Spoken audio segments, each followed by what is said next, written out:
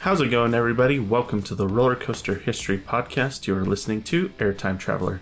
My name is Nathan Grace, and I'm joined by my wife and lovely co-host. Hey, I'm Haley Grace. And thank you for tuning in to this episode of Coaster Conversations presented by Airtime Traveler.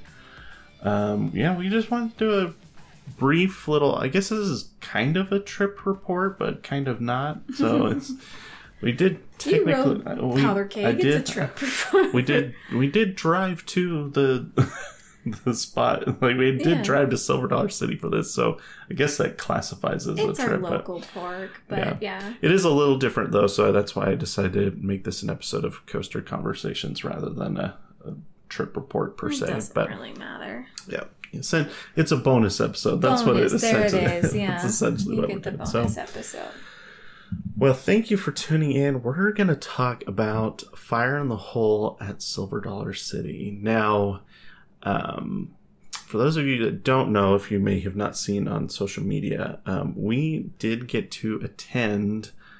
So if you listen to our episode on Thursday, we kind of hinted that we had a really big announcement on Monday. And that announcement was that we were invited to attend the town hall meeting at Silver Dollar City, which is essentially their media event for the announcement of the new roller coaster. Yeah. And so it was our first media event, which was really exciting. You know, we've been... For sure. That's what we've been hoping for as we've been doing this podcast for a year and a half now, is just that we'd be able to build relationships with the parks and be able to get to go to some of these. And it was really exciting. So I thought we'd just kind of walk through the actual event. And then I'll talk a little bit about the statistics of the ride, and then we'll share some thoughts at the very end. So won't be super long. Probably 20-30 minute episode here. We won't take up a ton of time, but just wanted to give a few of our thoughts since it was a new experience for us, something that we had never done before. So yeah, for sure. I'm excited. Yeah, it was a lot of fun. So. It's definitely worth it, I think. Yeah. You wanna start us off? Me? Yeah. Talk about after arriving at the park, I suppose. Well, I mean, it was exciting. Like, we got to the park and we saw a lot more people than I think we were expecting, which we were nervous about. But we got there around like 9:00, and so people were starting to come in that were like general public. Yeah, because the event was at 9:30, but the park also opened at 9:30, right. So they were still letting, I think they started letting in our group at 8:15, which is pretty early, but we got there, I think, at 9, basically.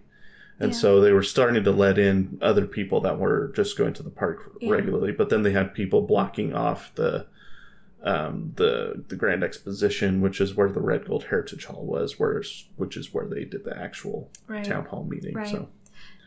So it was kind of exciting because we walked in and we got our little name tags, which we were definitely feeling kind of special for sure.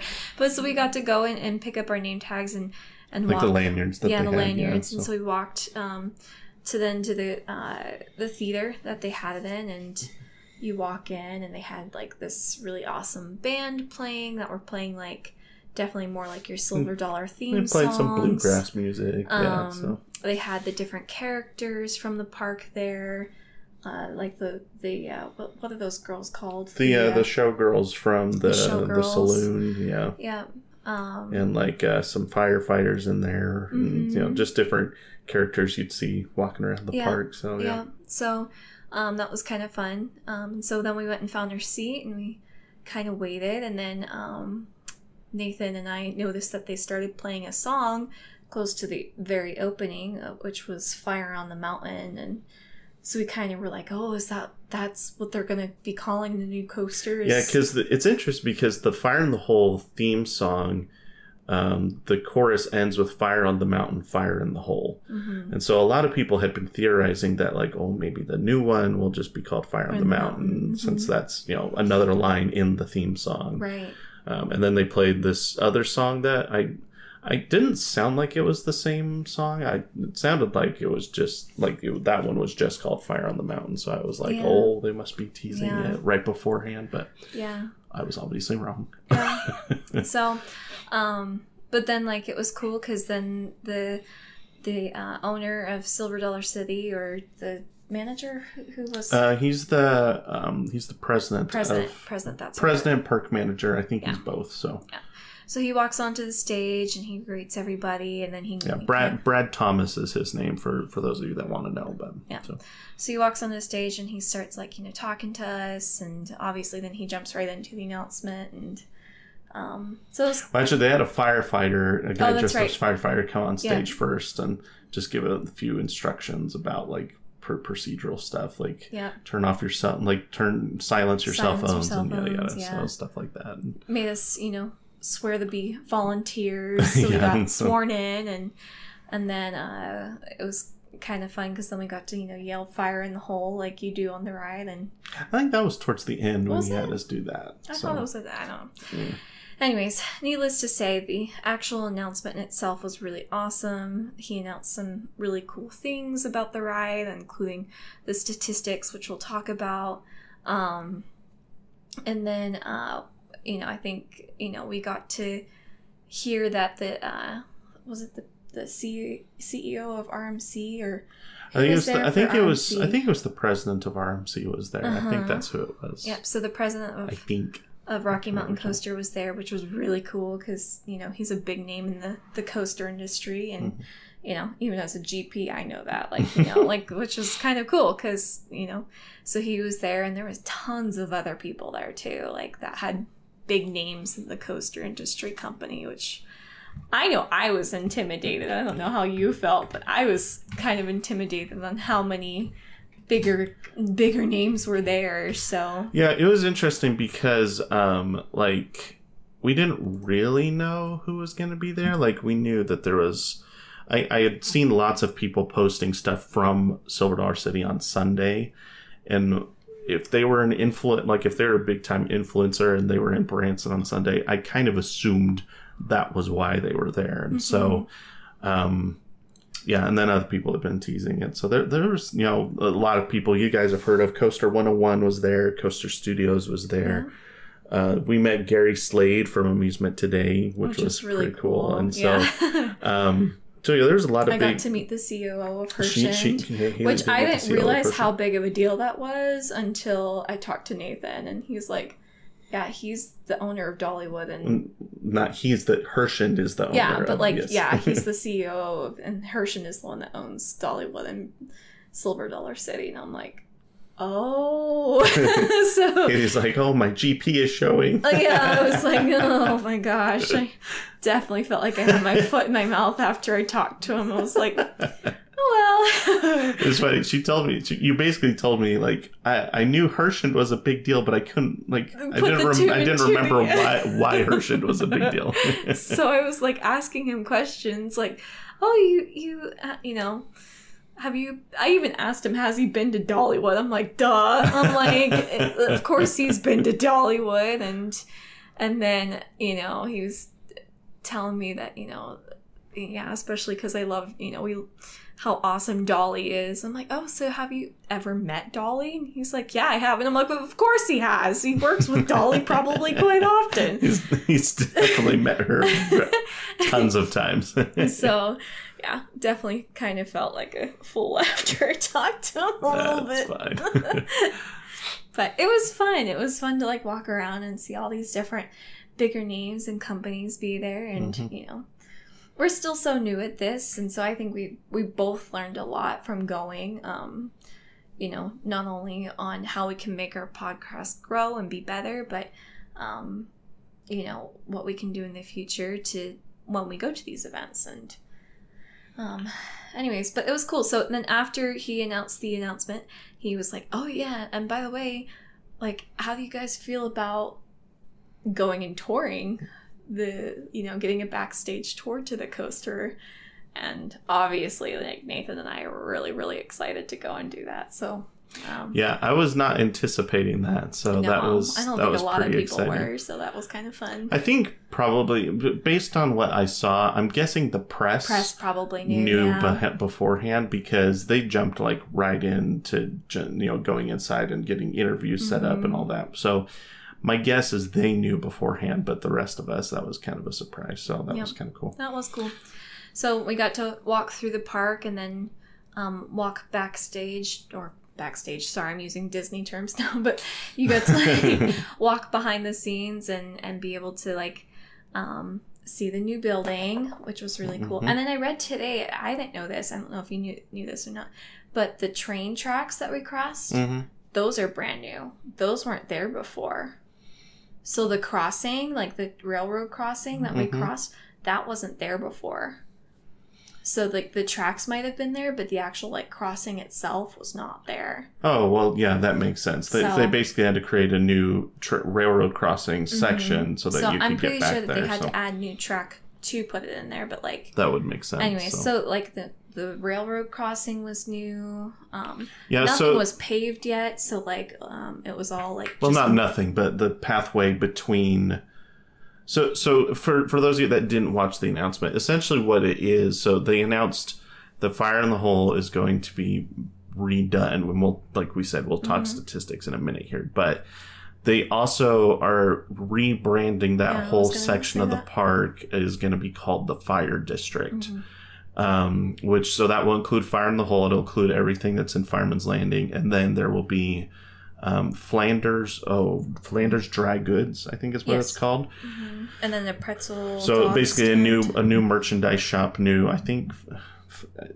That's what I understood was clothes. I think that's what it was, but I may have misunderstood that. And then that building is already there. I didn't even catch it, but someone else posted a picture of it, so we just must have missed it. But and then the food stand too. Yeah, the pretzel dog stand will be the new dining location in that area with 100. I think they said 140 seats. So pretty substantial additions there. There's a whole new road that's going between the what's it called?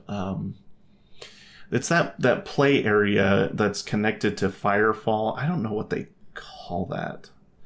Anyway, it's between that building and the new Fire in the Hole building. And so that road will come along the backside of Firefall and all those buildings, connect back over to where Up the Ladder is, and then it'll go up back the hill up towards where the old water boggin used to be, and that'll be a whole new section of path so there'll be multiple entrances to get to the new Fire in the Hole. They also said Firehouse Play Place. Thank you. They also said some about connecting to Grand Exposition. I didn't quite understand that because that would be a pretty substantial path. I don't know. I didn't quite understand what they were saying, but around the park to kind of make some shortcuts, which I appreciate. But those two are so far. I don't know. I didn't quite understand what they were saying with that, but so yeah. Yeah. So, anyways, big additions. Not only for the ride itself, but things around it as well, which I think was really cool. And then he explained the whole point of Silver Dollar City is it's a community. It's a place that people families can go to celebrate that community feeling. So that's why they're rebranding the name of Fireman's Landing to Fireman's District. Yeah, they said that, the whole idea is it's a city, right? And so it makes sense to give it a new name. Yeah. So I like that. So yeah, I did too. So and I don't know. I'm excited for even more things that they announced, and they definitely teased even more things. Yeah, so that's what I was going to say. Before we dive into Fire in the Hole, they definitely, I really thought... Yeah. So he basically went... Us talking about so this. after he was done with the ride specifics, he started talking about the future and other things that the park had planned. But he never really dove into the specifics of it. It sounded like he was going to. He was talking about how... a third of the nation's population lives within this, from Chicago down to, I think he said Dallas.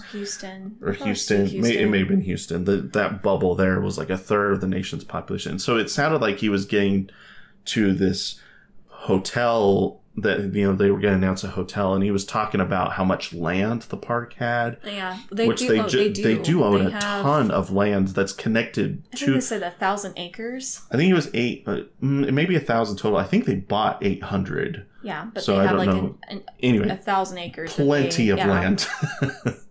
And so, like, he basically, like, they just have tons of room to grow, and he's basically said that that's their plan. The number he dropped was 200 million. So that's the number that they have to, like, in all these capital investments over the coming years. And he was very clear that, like, this is not like they plan to continue investing in the park as they've done. Like he before he announced the ride, he talked about Outlaw Run and Time Traveler and the expenditures that went into those rides. And so they've continued to invest tons of money into the park, and so he was very clear that they are continuing to do that. They're not done yet. Yeah, so who knows what that means. There's got to be a hotel coming. There has to be. With that much land, and with Dollywood having 2 now, like that has to be. If you even think about Branson as itself, like they do have quite a few hotels, but I don't think they have a substantial, big hotel, especially close to the park. No, it's a lot of the bigger stuff would be further downtown for sure. So yeah, but there's a lot of motels, but like nothing like a big. They have a few big hotels. So, but those are more downtown. Yes, downtown. There's for sure. So yeah, it's certainly coming, and I really thought he was going to announce it along with the coaster, but he even it's gonna be here. he even made mention of a master plan that they have, but he's basically like, but I'm not going to tell you any of that today. It's just like that's fair. Yeah, I guess that's okay. So exciting stuff. I saw a quote today that this project, the Fire in the Hole project, has been in development for the last 3 years. So like they've had this in their back pocket basically since, well, actually I think it said 3 to 4 years, and it's been 5 years since Time Traveler. So basically it was, Mystic River Falls was like their next big thing after Time Traveler, but even before Mystic River was open, this was in their back pocket of the next big thing they wanted to do. So kind of fascinating. That's cool. So we're kind of halfway through how long we wanted this to be. So let's jump into statistics. So this is where's my press release here? There we go. So it'll be the Heartland's largest indoor coaster. 3 drops, including a water splashdown, 14 show scenes with updated special effects, $30 million investment, which is the largest single investment for the park since it opened. Even more than Time Traveler, which is crazy to me. 5-story temperature-controlled building, which is important because that means the ride will be able to be operational regardless of weather, which the old Fire in the Hole does close in some weather situations. So that will be different. Brand new soundtrack with onboard audio, which obviously in 72 was not a thing. Track length of 1,512 feet, top speed of 26 miles per hour, ride duration 2 minutes 51 seconds, 5 ride vehicles with 2 cars each, 12 passengers to a train, and it is being manufactured by RMC and in partnership with the Herschend Family Entertainment Creative Studios. So if we're really talking about what the ride experience is going to be like, so Haley mentioned we got to get an inside view of it behind the scenes, and we were just kind of following the track layout, and it really seems like it is just so similar. It's really just copy paste, but it's going to be brand new trains with brand new RMC track and brand new special effects. Well, and they even said like there's going to be a lot of the old scenes from the old ride, but some new scenes as well. So it sounds like they're not only updating like the special effects, but like a little bit of the storyline as well. So. Yeah, some of the sketches that were shown in the video definitely look like they're just taking the exact same scenes, but obviously they will update them with new special effects. Fred Red Flanders. Yes, that guy. Red Flanders is still going to be in there. Obviously. And it's like the whole story is the same. It's the ball of numbers, it's the city of Mermos, like it's the whole thing, right? Mm-hmm. So I'm trying to think if I have any other just in comparison to the old one. The old one was a length of 1,380 feet, so it's a little bit longer, but not by much. Top speed of 27 miles per hour. So it's actually, the old one's just 1 mile per hour faster than the new one, which is kind of interesting. Duration is 3 minutes and 15 seconds. So the new one is longer, but shorter. So the actual speed that it's going during the dark ride portion must be a little bit faster, I guess. Mm-hmm. Or, I don't know, maybe there'll be a scene where it actually stops, and I'm not sure. Well, we'll see exactly what it is. And then the other big difference is the old one had a height limit of 36 inches. The new one is 39 inches. Okay. So, and honestly, that makes sense. Like, it surprises me every time that Parker, our 3-year-old, is able to ride the old Fire in the Hole, and he freaks out every single time. And well, he's only ridden it twice. Yes, but still, that's a big ride for a 3-year-old. Yeah, so I'm kind of glad that they kind of increased the height. Well, and it works out because Grand Exposition Coaster is 36. So now you have 36, 39, mm-hmm. and then I think Powder Keg is 44. Yeah, just something to look forward to, as you get taller. So I think that's really all the statistics. I'm just trying to make sure I'm not missing anything. I mean, this is RMC's first family coaster, which is kind of a big deal. Yeah. I'm a little surprised that they went with RMC, not because RMC is bad, but because the last time Herschend worked with RMC was with Lightning Rod, and Lightning Rod has had so many problems. So I was a little surprised that they went with RMC. Maybe this is their RMC's chance to redeem themselves after Lightning Rod, which, to be fair, everyone loves Lightning Rod. It just has so many problems. So, yeah. But this is definitely a much less technologically advanced project, so I think it should be fine. So my only concern, I guess, would be those water splashdown, because that's going to be something RMC's never done on any of their roller coasters. So. Yeah, so, I'm sure they'll do a great job. I mean, RMC's one of our favorite coaster companies. So, I know it's I will even go as far to say it's my favorite, because a lot of my favorite rides are RMC. Yeah. So. All right. Well, I'm just gonna look through here, make sure I'm not missing anything. Why don't you share some of your thoughts, and then I'll share some of my thoughts, and then we can wrap it up. Well, I think, for me, I'm excited to see some of the newer scenes.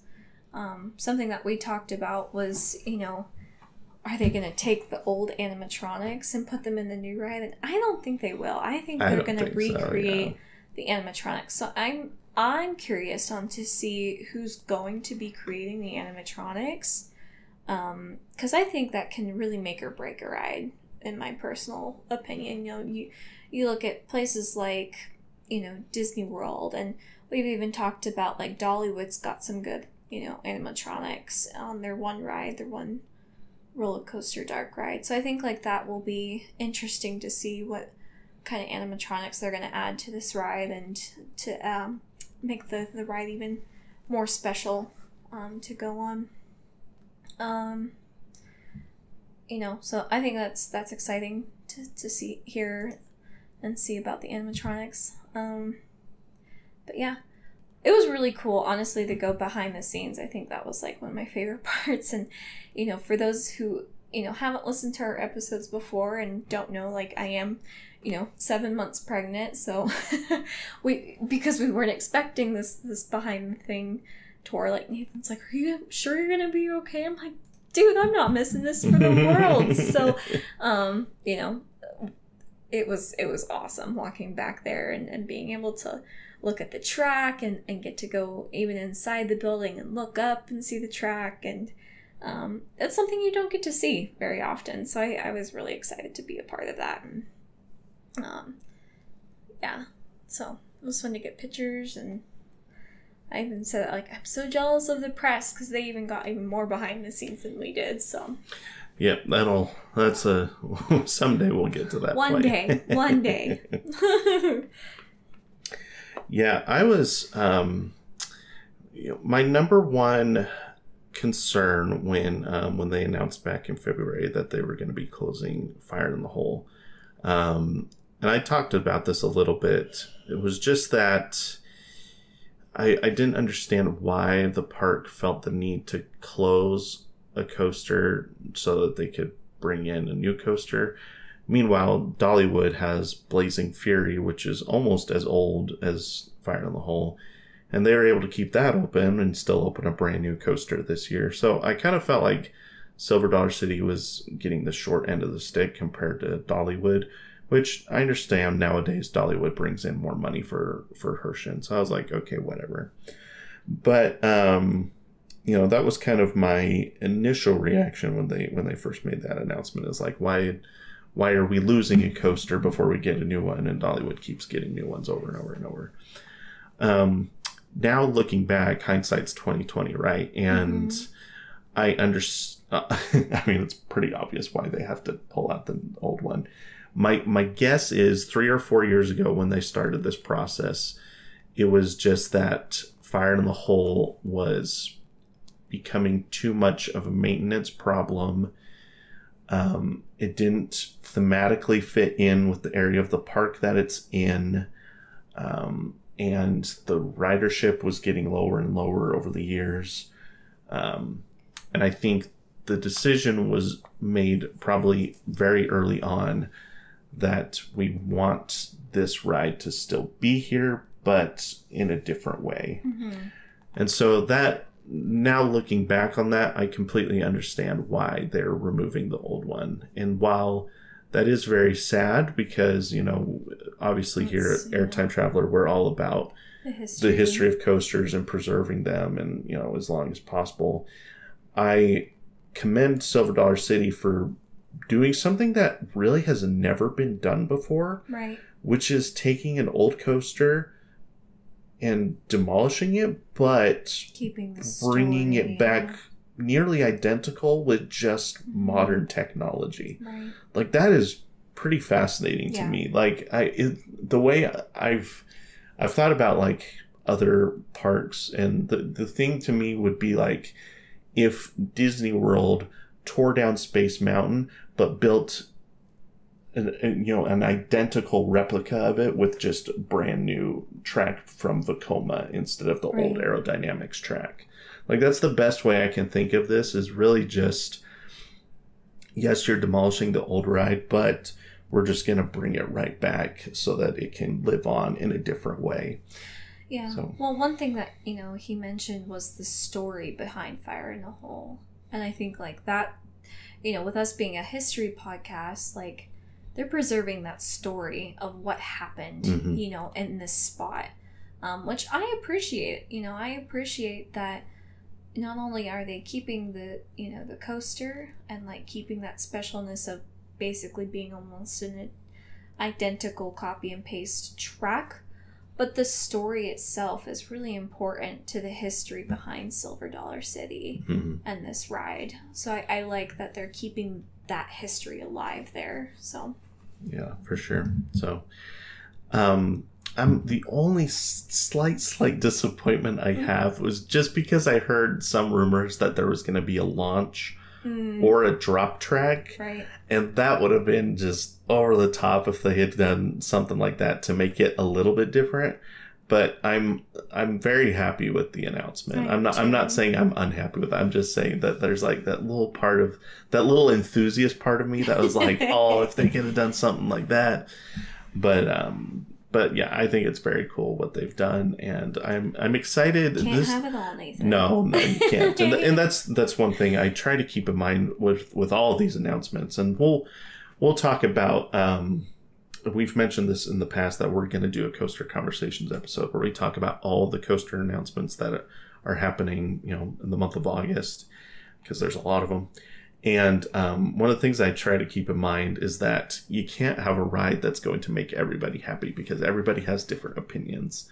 So just because I would change one thing about it does not mean that, I think it's a bad ride or that they should have done it exactly how I wanted it. Like, I understand that other people are completely happy that they are basically deciding not to change it at all, just copy paste, but do it, with new technology, which is, totally fine.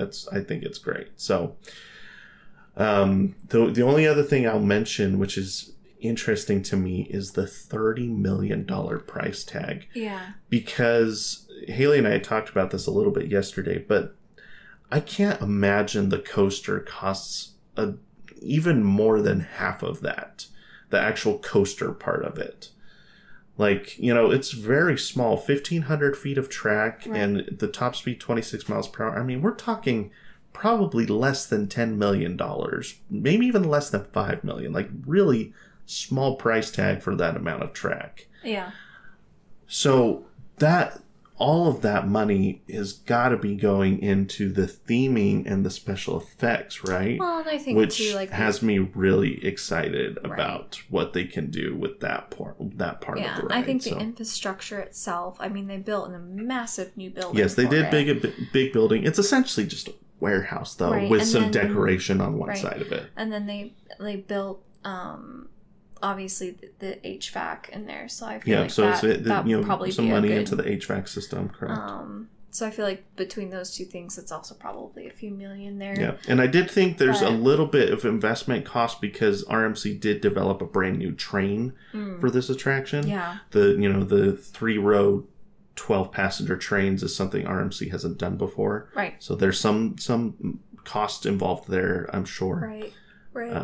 But again, like I said, that makes me really excited for like the theming and animatronics. Yeah, that's the part I'm really excited to see what they can do because the other thing is like this building is much bigger than the original Fire in the Hole building, but the coaster is roughly the same size. Right. So I'm thinking like the top level of the coaster, like how much extra room do they have up there for theming elements? Right. Just I don't know. It's just kind of things I've been thinking about of how, if we're going to, essentially this is a dark ride with coaster elements, right? Mm-hmm. So there's going to be, I think, a lot more emphasis placed on the special effects and the theming rather than the coaster elements. So that will be interesting to see the theming that's involved, which I know some people got to see a little bit of it yesterday when they toured the actual inside of the building. Yeah. We didn't get to see much, but all in time.